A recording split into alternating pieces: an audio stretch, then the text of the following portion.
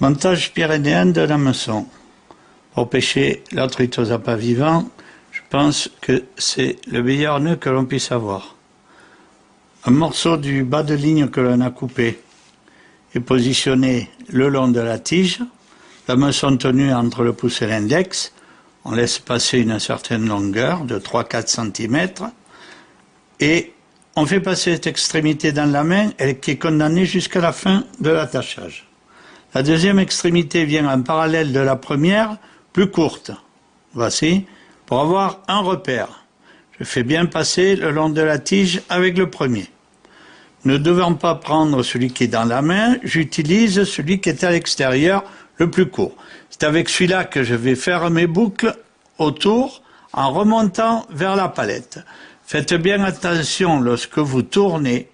Si vous tirez trop, les deux extrémités, les deux morceaux de nylon qui dépassent au-dessus de la palette tourneront avec et vous n'attacherez pas. Si vous ne tirez pas assez, les boucles faites sur votre tige de l'hameçon sortiront. Vous voyez, là, j'ai trop tourné, regardez, j'ai trop tiré, les deux fils ont tourné en même temps. Là, je vais faire une tension que je vais essayer plus normale et mes fils n'ont pas tourné. Vous voyez?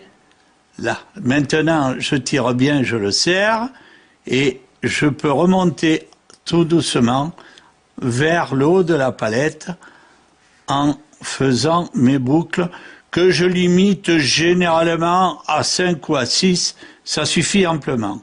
La bonne position des doigts du départ, je recouvre. Je vais donc avoir à tirer le nylon le plus long. Pour ça qu'on a fait un repère au début. Pour tout passer jusqu'au bout, à fond. Et ensuite, je vais tirer le court. Je vais tendre également.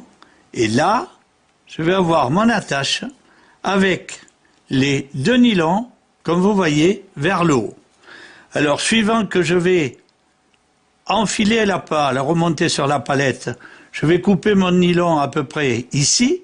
Il m'aidera un peu à tenir le pas. Si je mets un appât épinglé, bien sûr, je le couperai plus court. Voilà l'attache de l'hameçon à la pyrénéenne.